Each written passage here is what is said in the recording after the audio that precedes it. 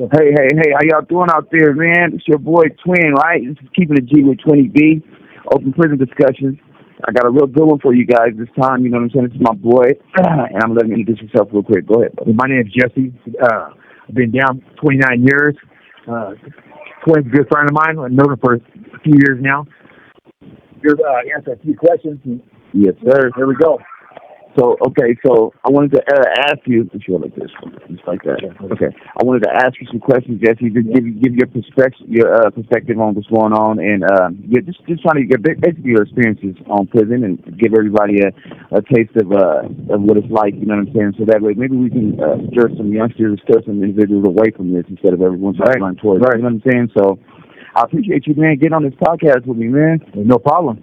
I appreciate this. Okay, so the first question I just want to ask you. So what brought you to prison? What brought me to prison? I'm here for murder. Okay.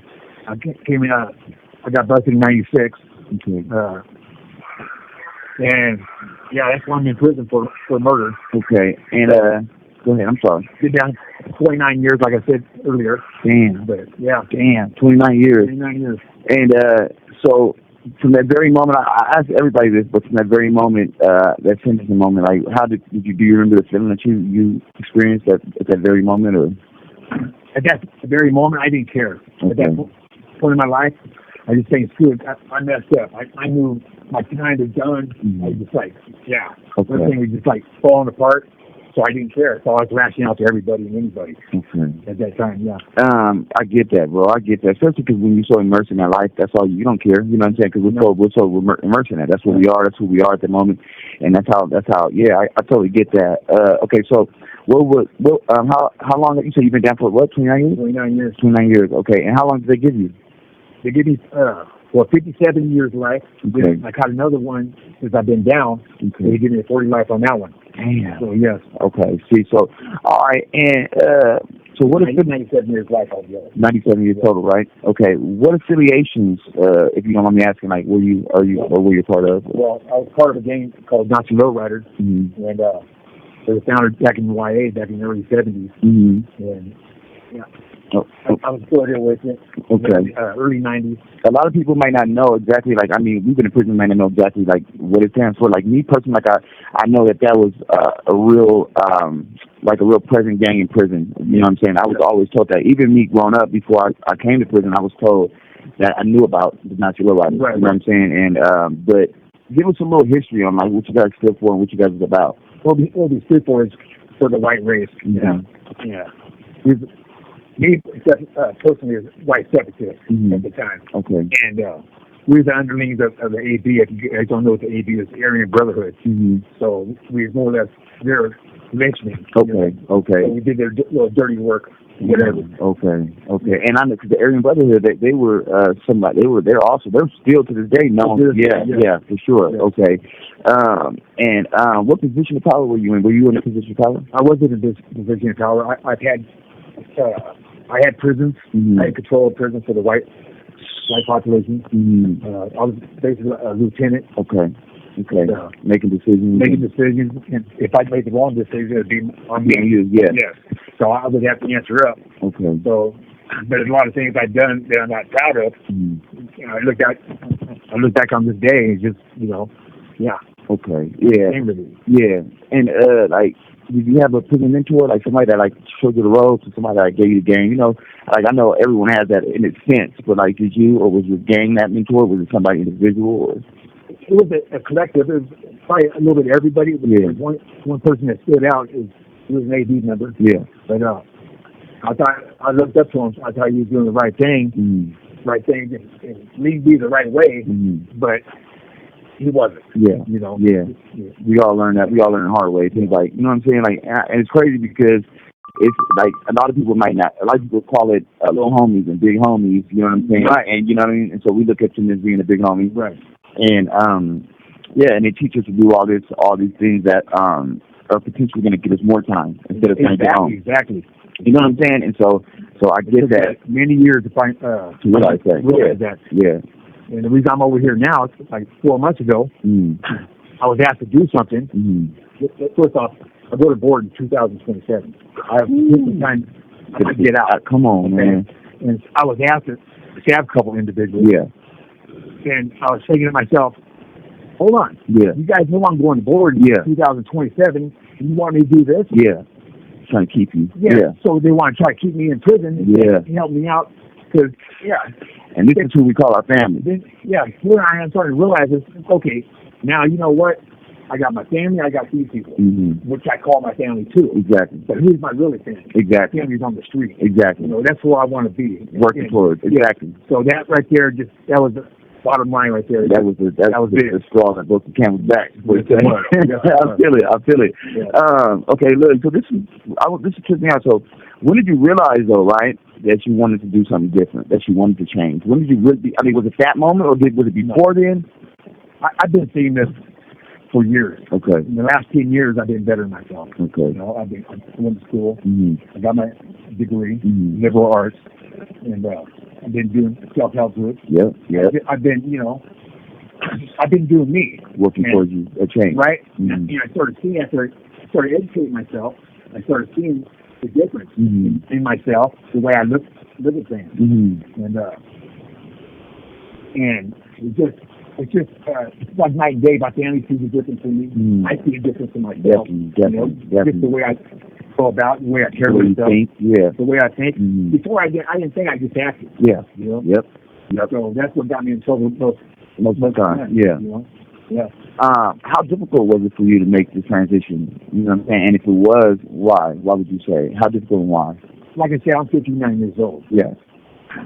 And when this last incident, right, it was just, like you said, it was just too much. And I knew right then and there, this wasn't life for me. So, that's when I started changing. Especially, look, when we start to do better ourselves, when we start to, going to college and getting in groups and all that, it makes us want to continue to do better. It makes us, because a lot of us didn't know that we can do good, bro. We weren't raised to know that we can do good. I dropped out of school. Yeah. Hey, I was a junior high school. Yeah. And one thing led to another, I dropped out. Exactly. Yeah. So I was skipping school. I was moving houses because we moved a lot when I was a kid. So, I'm not blaming my mom for that. Of course not. But, it was pretty bad for a kid. Yeah. Moving from town to town, school to school. So eventually you get tired of it. Yeah. Continue trying to readjust all the time. Yeah. So, it just takes a while, then it takes a toll on you. Yeah. Things start messing up, you start hanging out with the wrong crowd. Then one thing leads to another, you start getting in trouble. Yeah. Not really realizing the consequences. It takes, a few years in prison to actually realize, hey, you know what? This could be your life. This is all you got. You got 4 concrete walls around you. Man, and, steel toilet. Steel toilet. It ain't cool. No. It's not cool. No. What gets me is that it seems like prison has become the new norm for a lot of individuals. You know what I'm saying? Like, this seems to be something that everybody is striving to achieve instead of striving to achieve the better things in life. Yeah. You know what I'm saying? So that's I'll never understand that. But this seems like the new norm. There's so many faces, young faces that we're seeing here nowadays. You know, youngsters that are coming to prison for life. In California, especially. California, yeah. These dudes are. I'm going up to them. I'm asking them, like, hey man, how much time you got? And they tell me, like, I got life, bro. I got double life. How old are you? I'm 19. Yeah. How old are you? 19 years old with double life. Right. You know what I'm saying? Right. And all of it, I believe, is stemmed from. It really hasn't. It hasn't dawned on them. No. Yeah. Because a lot of them are still running around prison doing the same stupid stuff that they were doing in the streets. You know what I'm saying? Trying to get the next high, or trying to gang bang, or walking around with your pants hanging down off your butt, and all that. Just the same stuff you're doing on the streets, just you're doing it here because it just hasn't dawned on you yet that this is your life now. So same individual you talk to 10, 15 years from now, they're going to give you a different story. Oh, for sure. It's going to be a different story. For sure. For sure. Going to hit them. So what we should need to start working towards, I believe, is teaching our youngsters before they get to that experience. Right. So that way, that story is different in the very beginning. We don't have to wait for them. You know what I'm saying? We got to start pouring into them. I feel like us that have been through so much should start pouring into them. You know. Right. Nobody said anything's gonna be easy. See. You got to work for what you want. Yeah. You might not want to get up that morning. Yeah. Just get up and do it. Yeah. Because it's going to pay off in the end. Be better in the long run. Yeah. Yes. Okay, look, what was the first step you took, right, after making this transition for yourself? Like, what was the first thing you did after you came over here and was like, you know what, I'm going to do better. I'm in college. What was the very first thing you think you did? First thing I did is apologize to my family. First thing, because I put them through hell. I put them through hell. But they've seen the difference in me the last 10 years. Yeah. They've seen that I was working. Yeah. But the last 4 or 5 months, they know. Yeah, they see it. Yeah, they feel it. Yeah. I got my sister coming back. I got my mom coming back. Yeah, it's just like that's cool. Yeah, because we take our family through so much, but like we take it for granted. Yeah, we take it for granted. Yeah, definitely, 100%. Yeah. And I feel like a lot of people don't realize that you just because it's just you, it's not just you. You got your grandmothers praying for you, worried about you. You got your mom, you got your sisters, your brothers. All your family is worried about us. You know what I'm saying? Being in this situation and just because they see us at a young age going down the wrong path. I see family members pass away. Yeah. Since I've been down, I wasn't there for the funeral. Yeah. It's just like. Yeah, I lost my dad 2 years ago. It sucks. Yeah. Yeah, it gets harder and harder unless you want to do better. You know what I'm saying? Like I chose to do this self-help group coordinator. So me running self-help group for the whole yard, and it's a lot of work. But I like to see the faces on these dudes when I give them the certificates after that 12-week program is completed. I love that, bro. It's 9 days.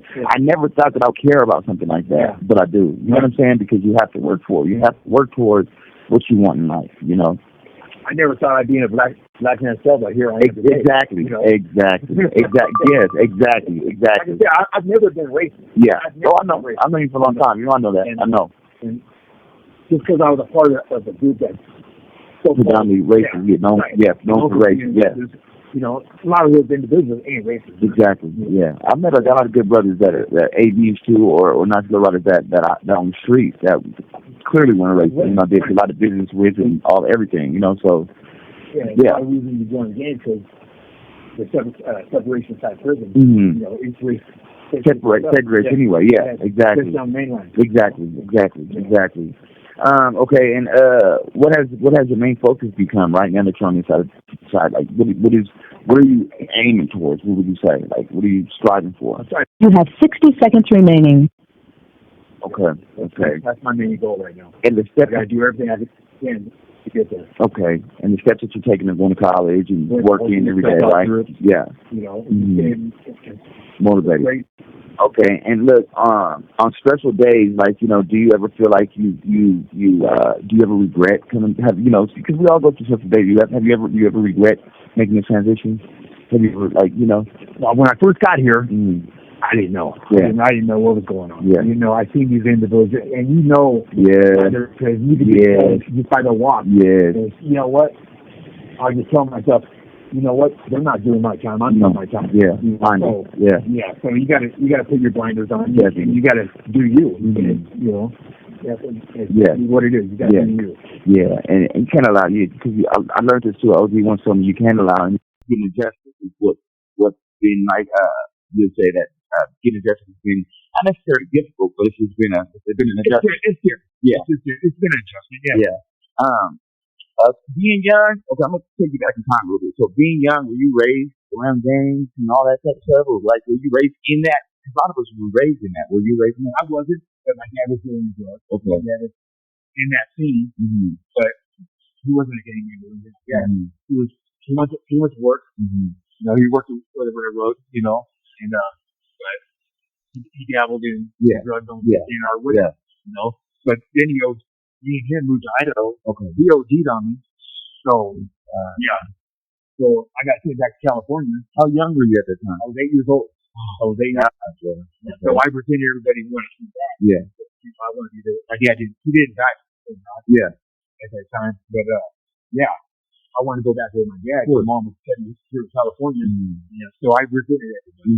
So that's probably where it started. The key planet. That's where it happened.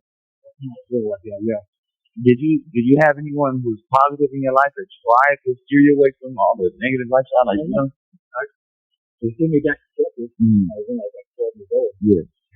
Sent me back with my uncle. He lived in Texas. Anyway, he tried. Yeah. He really did. His wife was real good to me and stuff like that. they had kids of their own, but I started lashing out there, so they couldn't handle me. That was a good influence on me. Yeah. It was me, a troubled kid, going through things at that time. So, one thing that considered that. Of course. So would you say that the decisions that you made while being young had a big impact on your life today? Like being young at the time, you said that's what had a big impact. It had a big impact. Okay. Yeah. Okay. And then, what would you tell the young people out there right now? Like, you know what I'm saying? Anyone that's listening to this podcast that's running around the street, that's gang banging, that's doing all the things that we were doing from eight until I know every one of you guys know right from wrong. Yeah. Okay. Stop and think. Yeah. Because there's consequences to everything you do. Definitely. Okay. So, if you got to get to go to school. Yeah. It's not that bad. You know what? Not at all. 20 years from now, you're going to say, damn, I wish I went to school. Yeah. Right? So, you know what? Take it from me. I'm 59 years old, in prison, doing life sentence. And I'm doing the same thing you guys are doing. Just think you're having fun, but you might be having fun. You might think you're having fun, but you know what? It all has consequences. Yeah. Try to do better. Do better. Yeah.